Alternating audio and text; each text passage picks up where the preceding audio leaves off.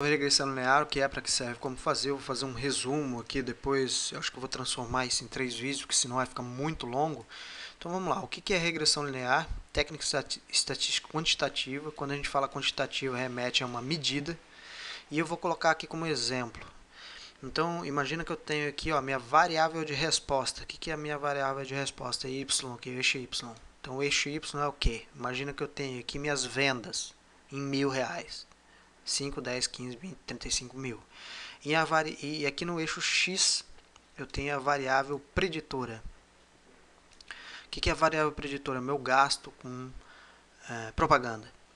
Então eu quero saber, olha, será que o gasto com propaganda tem relação com as minhas receitas? Aqui eu tracei uma reta de regressão e vi que sim, tem uma correlação positiva.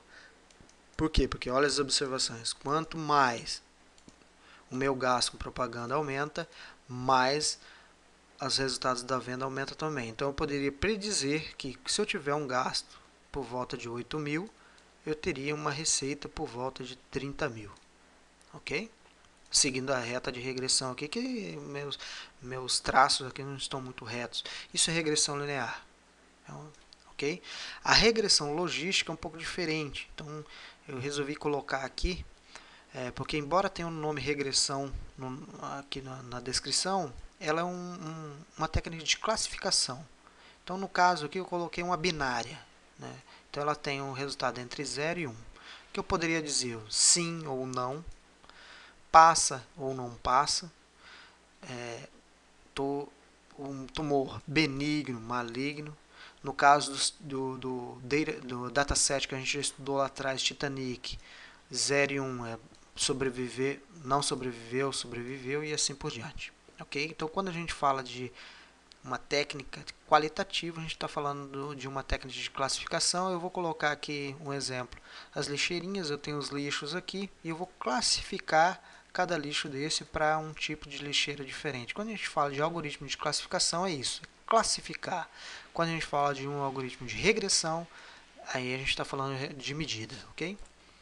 Bom, no algoritmo, numa técnica de regressão linear, a gente vai utilizar como variável de resposta, né, que é essa aqui, variáveis contínuas, né, que eu coloquei aqui nessa tabelinha, a gente já vem falando dela há um tempão. E os exemplos em idade, né, pode ser 82,7 anos, temperatura 45,3 graus, peso 72,8 quilos. Quando a gente tem essa divisão de casas decimais, é um sinal de que a variável é contínua, tá? Para não ter confusão na hora de identificar. Já as variáveis preditoras, que ficam aqui no eixo X, ó, que não precisa ser necessariamente uma, pode ser várias. Então a gente pode usar aqui categórica, contínua e também discreta, ok? E para que serve a regressão linear? Previsão, né? Primeira coisa. Previsão do quê? Previsão do tempo, previsão do preço de uma ação, previsão do crescimento do PIB, previsão da taxa de juros, previsão de inflação, uma série de previsões. Suporte quantitativo, eu tenho uma hipótese, né, principalmente se você está fazendo faculdade, mestrado, doutorado, você tem uma hipótese e você precisa testar essa hipótese e você precisa de potência na hora de ir lá e explicar a tua hipótese para a tua banca, por exemplo, né? Você vai fazer o que? Você vai usar uma técnica estatística para fazer isso, né? Isso, a regressão linear é uma delas. Identificar sinais de distorções. Eu imagino que eu tenho um gasto lá dentro da minha empresa e esse gasto ele me dá um desempenho melhor. Mas eu faço uma análise de regressão e descubro que aquele gasto ali não traz um desempenho melhor. Isso é que a gente chama de sinais de distorções dentro do modelo de gestão. Então eu imagino que é uma coisa, mas na verdade aquilo lá não está sendo eficiente. Eu posso melhorar aquilo ali. Geração de ideias, eu posso ir lá e fazer um experimento. Através desse experimento eu descubro um novo padrão. Esse novo padrão serve para tomar de decisões futuras e melhoria dos processos de gestão. Otimização, eu consigo é a mesma coisa, né? Imagina que eu tenho, sei lá, vou colocar um exemplo aqui. Eu estou fazendo, assando um alimento e eu diminuo o tempo de cozimento e aumento a temperatura, né? Isso faz com que o alimento fique mais suculento por fora e mais crocante por fora, mais suculento por dentro.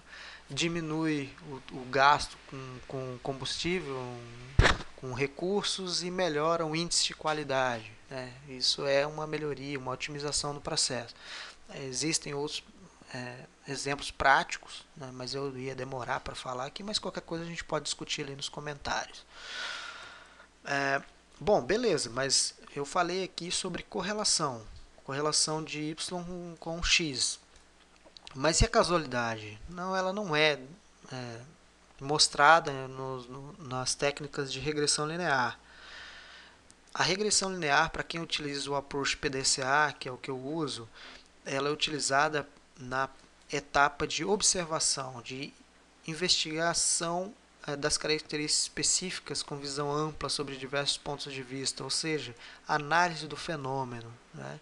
Quando eu vou analisar as causas, eu já uso outro método aqui que a gente já falou isso no R, né?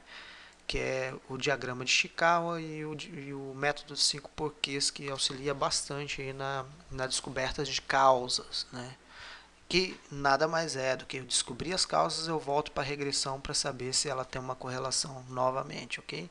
No caso de Machine Learning, por exemplo, eu descobri as causas, roda a regressão com a base de treino e depois jogo na base de teste e jogo para produção, ok? E como usar? Né? Eu posso utilizar a técnica de regressão linear de duas formas. A primeira delas é a estatística tradicional e também em técnicas de machine learning. E, e qual situação utilizar? É, isso não é regra, são algumas dicas. Imagina que eu tenho uma quantidade muito grande de dados machine learning, vou utilizar machine learning e também a, eu tenho como necessidade ou prioridade a acuracidade do modelo, né? No caso aqui, lembra que eu falei, olha, a gente já descobriu as causas, tudo, e mais importante para nós aqui é a acuracidade do modelo.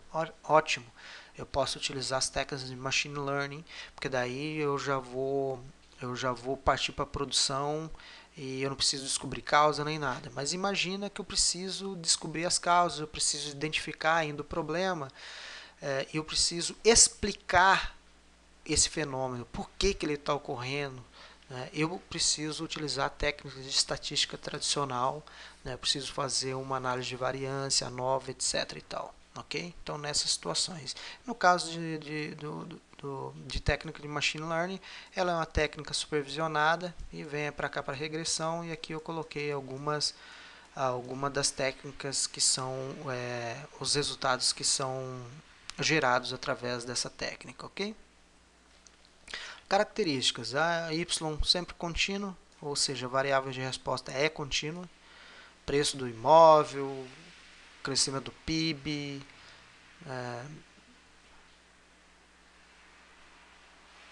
vendas, etc. O x pode ser contínua, pode ser categórica.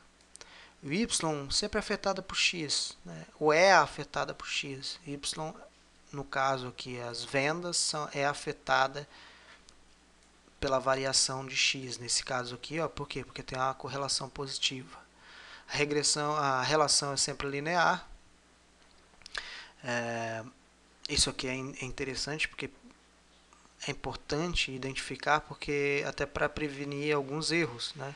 Por exemplo, imagina que eu tenho aqui o número de quartos e aqui o preço dos imóveis em 1000. Então imagina se ela continua linear aqui, 150 quartos, o imóvel vai valer uma fortuna. Não necessariamente no mundo real isso acontece, tá?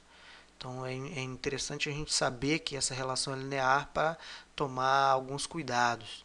Os dados devem ser independentes. Nesse caso aqui também, isso é importante a gente estar analisando. Por exemplo, imagina que eu tenho as vendas do e-commerce de final de ano. E eu vou medir e vou comparar as vendas nos Estados Unidos, né, e no Reino Unido com as vendas no Brasil de e-commerce. Ora, a princípio os dados são independentes. mas se a gente for analisar a fundo, eles não são, né? Porque você tem um inverno rigoroso nesses países, e aqui no Brasil a gente tem verão, né? Então, geralmente, o verão as pessoas saem mais de casa, no inverno as pessoas saem menos de casa. Será que esses dados são independentes? Né? Então, essa é uma questão interessante. Bom, e é isso que eu queria falar sobre regressão linear a princípio. No próximo vídeo a gente vai falar, eu vou colocar a regressão linear, um exemplo prático no Excel, e no próximo do próximo eu já vou utilizar no R. Tá? Então eu vou tentar utilizar os mesmos exemplos aí para o vídeo não ficar muito grande e enjoativo, ok? Eu não vou explicar esse cálculo aqui, que eu vou explicar logo mais no vídeo de Excel. Vai ficar bem fácil, bem simples de entender. Então é isso aí, um grande abraço e até o próximo vídeo.